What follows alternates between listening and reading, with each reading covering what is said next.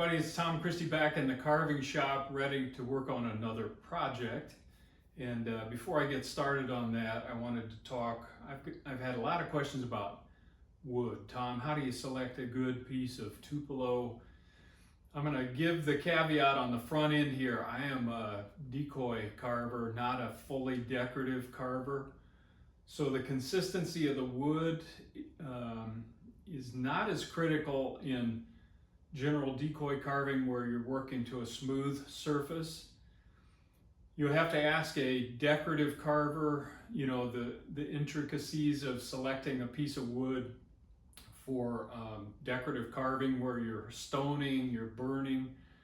I do know the consistency of the wood is critical in decorative carving. You don't want to run into hard spots and soft spots in a nice clean piece of wood with clean grain, but that's about all I know in terms of decorative carving. So I'm going to be talking today mainly about what I do, which is the smoothie or decoy carving.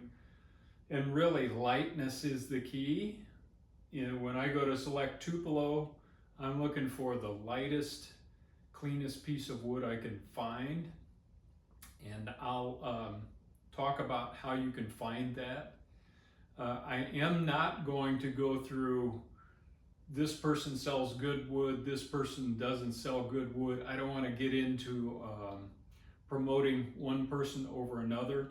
I can just tell you from my experience of 40 years of carving, there are vast differences in the quality of Tupelo and the heaviness of Tupelo. And we'll go through some examples of that. And we'll also look at grain, in grain specifically, and how you can recognize what is going to be a lighter piece of Tupelo versus a very heavy, dense piece that is not going to be that much fun to carve either, because not only does it get heavier, it gets tougher, and it just takes a lot more work on a harder piece of Tupelo than on a nice, soft, clean piece of Tupelo. So let's take a look at that. If you're enjoying my channel and getting value out of it, please hit the subscribe button. I know many of you have done that, and I really appreciate it. And thanks for checking out my channel. Let's take a look at these blocks of Tupelo and just talk through some of the differences, and hopefully that'll be helpful to you. All right, let's talk first about weight. I mean, you can tell the weight by lifting a piece of wood, and when I go to a decoy show, the wood suppliers have their wood lined up, and it makes it very easy to go block by block, just do a quick lift, and you can feel the differences in weight between blocks, and I just try to pick the lightest blocks I can find. To provide some examples here, and just for my own purposes as well, I wanted to take a look at one of the hardest pieces of Tupelo that I have and heaviest, and one of the lightest piece of Tupelos, and what is the difference. And just with a little bit of math, forgive me, but this particular block is very heavy, but I want to know what is the difference between the two. This is, I measured it, it's 227 cubic inches, and it weighs 50 ounces. So that with simple division is 0.22 ounces per cubic inch for this piece of Tupelo. This piece of Tupelo, different size and shape, so we have to convert it into ounces per cubic inch again. This is 165 cubic inches, 17.5 ounces. So you divide those out. This is 0.11 ounce per cubic inch. This is half the density of this. And you can tell that just by lifting them, but that really helps me quantify. You're going to find a range in Tupelo from the very hard to the very light and soft. This is much harder to find, so you have to be selective. But if I take that, so what difference does 0.11 ounce per cubic inch versus double that make in terms of a block of that we might want to carve? And this is kind of a standard size that I buy for decoys. It's 9 inches wide, 16 inches long by 5 inches deep. This block, if it were with this Tupelo, would be 4.95 pounds, so a little less than 5 pounds. With this heavier piece of Tupelo, the same size block would be 9.9 pounds, almost 10 pounds. So you're starting out with 5 pounds more of material, and that's just the difference in the density of the two pieces of Tupelo. This piece of Tupelo, let's take another look at this particular, and why is it so much heavier?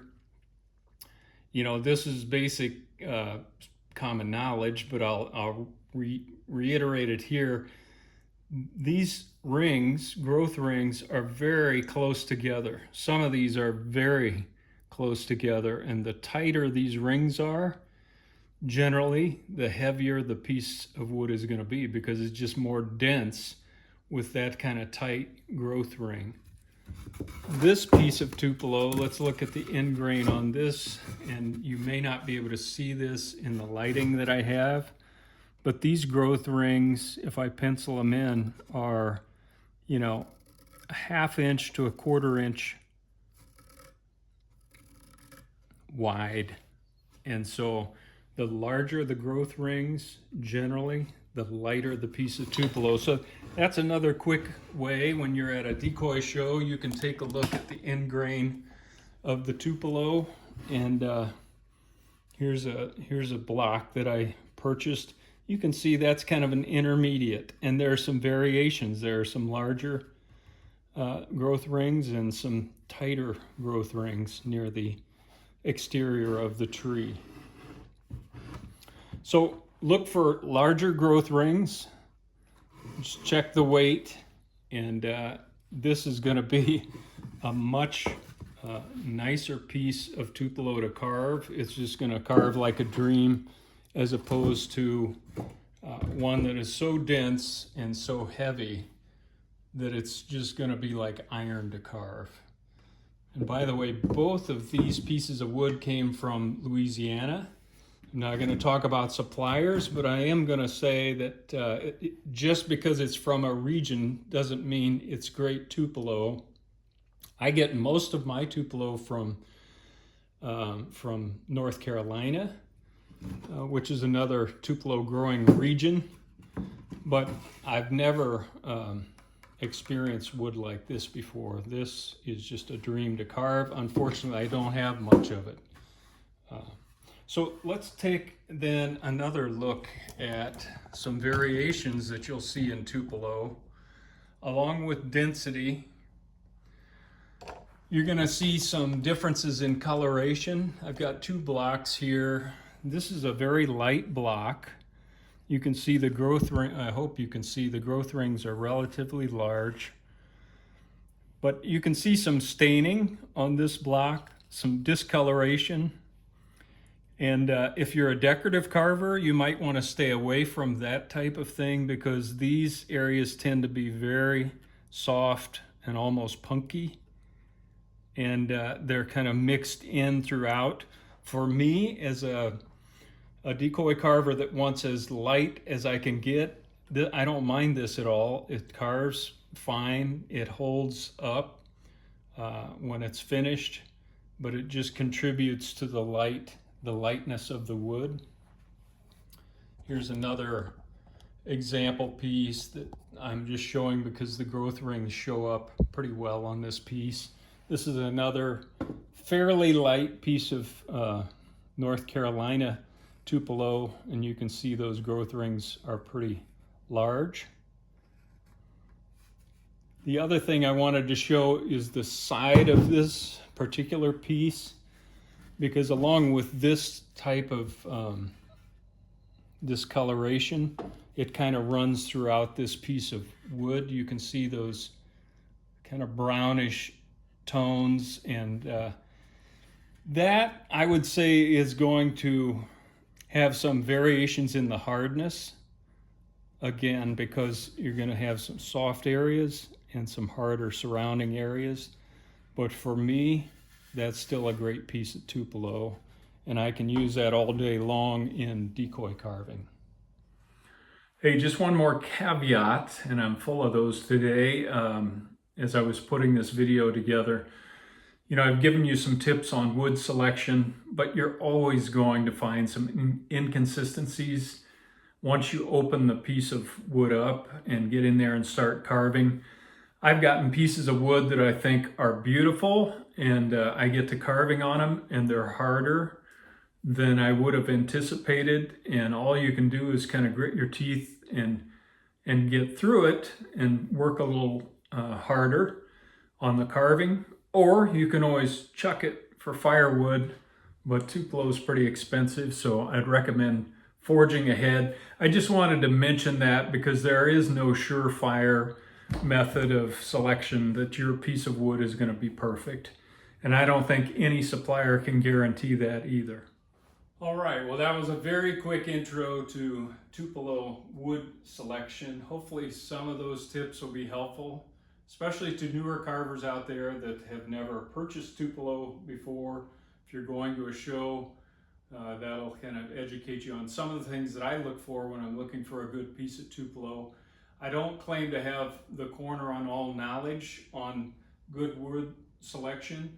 So if those of you that are out there that are willing to share some other tips that you find helpful in terms of wood selection, maybe some of the decorative carvers could weigh in on what do you look for when you're picking a nice piece of Tupelo for decorative carving that's going to hold stoning and in particular the burning.